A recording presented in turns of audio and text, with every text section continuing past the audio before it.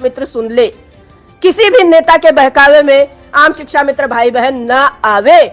जो आएगा सामने कड़वा सच उसको स्वीकार करिएगा। इसलिए कह रही हूँ कि कुछ भाई बहनों के प्रश्न मेरे पास आते हैं कि दीदी ये हो रहा है, वो हो रहा है। जी नहीं, अभी किसी ने आंखों से नहीं देखा है कि क्या हो रहा है। और सत्यता सुन लीजिए, मेरा एक लाइन का आप लोगों से आग्रह है कि जो मिल रहा है वो आप लोग अभी खुशी खुशी लीजिए। जितने दिन नौकरी रहेगी, सत्ता में जो भी पार्टी बैठेगी, मांगने का काम उमा देवी करेगी। और शासन से हक है हमारा कि जो भी सरकारी कर्मचारी है, जो भी सत्ता में बैठती है सरकार, उससे मांगता है। और रही बात विषम परिस्थितियों की, तो सबके चेहरे मैंने देखे। विषम परिस्थितियों में कोई माई का लाल नहीं था जो अगवानी करके खड़ा हो जाए। और कोई कह तो दे भला कि उसको परमिशन मिली थी धरना लगाने की। हाँ, हमें परमिशन मिली थी राजीव किशन भाई के पैड पर गुजरात से, और मैंने लगाया धरना। पहला धरना मैंने लगाया लक्ष्मण मेला मैदान, और बाकी तो फिर बाद में सबने अपनी ढपली बजाना शुरू की। विचार करिए, उमा देवी के पास जो कोई आया 4 दिन रहा, उसने अपने अपने कारगुजारी अपने अपने तरीके से की और अपने अपने घर को चलता बना। पूरे साल कौन रहा? किसकी सेवा निलंबित की गई? किसको सजा दी गई जिसको आज तक 1 रुपया नहीं सरकार ने दिया?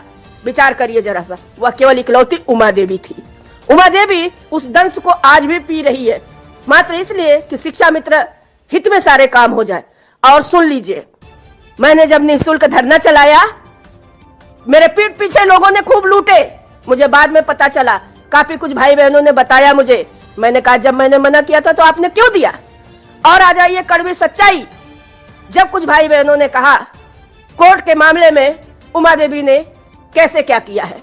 अरे पढ़े लिखे हो, मैं संगठन का पेपर दे रही हूं, तुम एनजीओ बता रहे हो। मैं नियम पूर्वक चल रही हूं, तुम्हारे पास खुद की अकल नहीं है। अपने अकल को बढ़ाओ। अगर अकल नहीं है तो शांति से रहना सीखो। रही बात, जहां नियम होता है वहां किसी के मुंह की नहीं चलती है, किसी का चेहरा नहीं देखा जाता है, किसी को वहां पे चेहरा मोहरा नहीं बनाया जाता है। उमा देवी ने जो किया है न्याय संगत किया है। उत्तर प्रदेश का कोई भाई बहन खड़ा होकर के कह दे कि उमा देवी को उन्होंने मुकदमे करने का पैसा दिया है, उन्होंने वकील खड़ा करने का पैसा दिया है। आपने जो दिया उनमें से ध्यान से सुनिए, कुछ भाई बहनों ने ईमानदारी से 2000 रुपए दिए। ध्यान से सुन ले, लिस्ट है मेरे पास, मैं उजागर वो भी करूंगी। मैं तो खून के घूंट पी रही हूं। मैं तो मामला अभी चल रहा है कोर्ट में, इसलिए मैं धैर्यपूर्वक चल रही थी।